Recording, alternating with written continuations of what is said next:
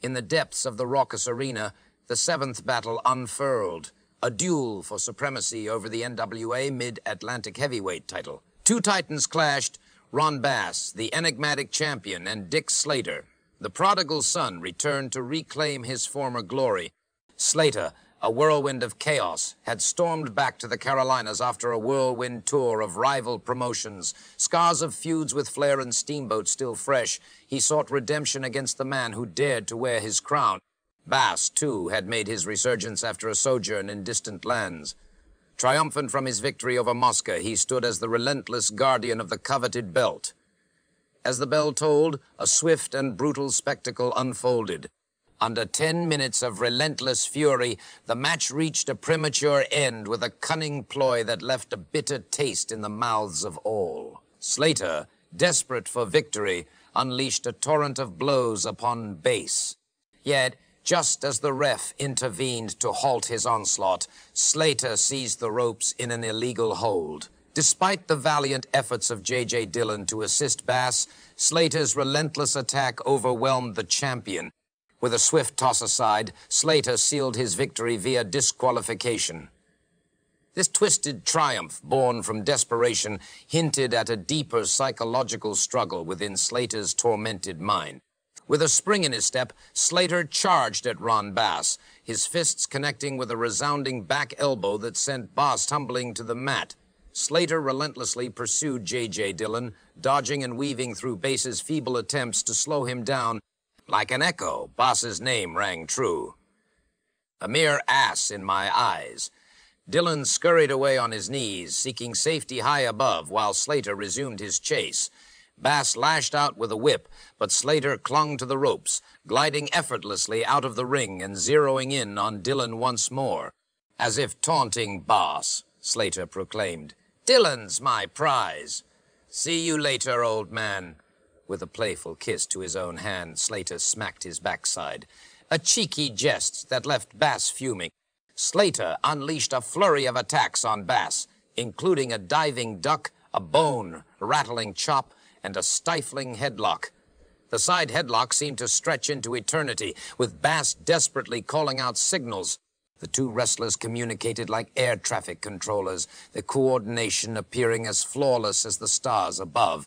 Bass attempted to roll up Slater from the headlock, but Slater's unrelenting grip proved too much for the referee to break.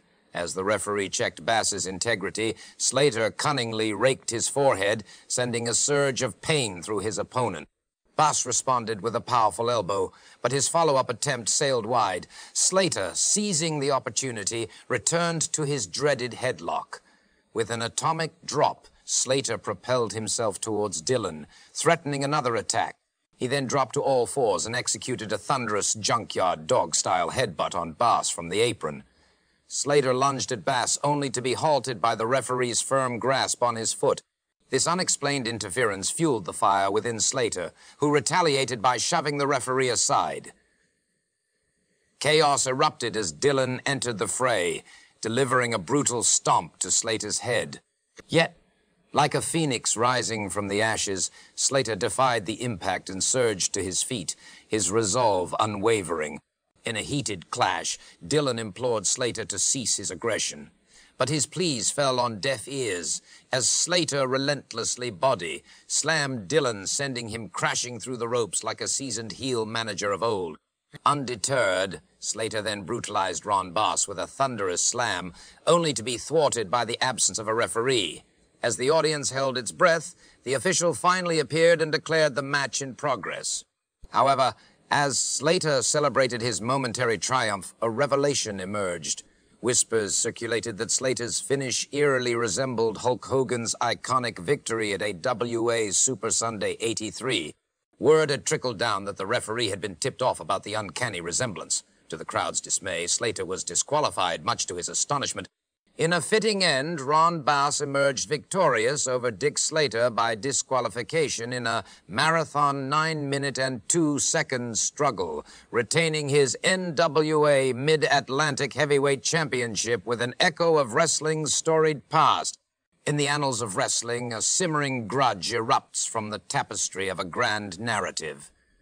Slater, Once a celebrated face now dons the mantle of a cunning heel, his transformation wrought by the relentless assault of the Long Riders. Despite his brief tenure in mid-Atlantic, Slater's treacherous ways laid the groundwork for this epic clash. The era often overlooked as a haven for stables, this particular event shines a spotlight on the formidable prowess of not one, but two such factions. Like a beacon illuminating the wrestling landscape, every decade from the 80s onward boasted a constellation of vibrant stables. In their heyday, the Long Riders soared as an indomitable force, and this fateful night marked the zenith of their reign. In the depths of the wrestling ring, the formidable Bass and his cunning strategist, J.J. Dillon, lurked with insatiable bloodlust. As their opponent, Slater, stepped onto the canvas, his reputation for agile prowess preceded him. Despite Slater's staunch determination, his reliance on grapples diminished the fervor of the bout. Bass, a shadowy presence, proved equally ineffectual, his paltry contributions failing to ignite a spark in the otherwise lackluster encounter. Amidst the monotony, Slater's fleeting resurgence brought a glimmer of intensity. Caught in the throes of the battle, he succumbed to his fiery nature and unceremoniously ejected the referee from the ring.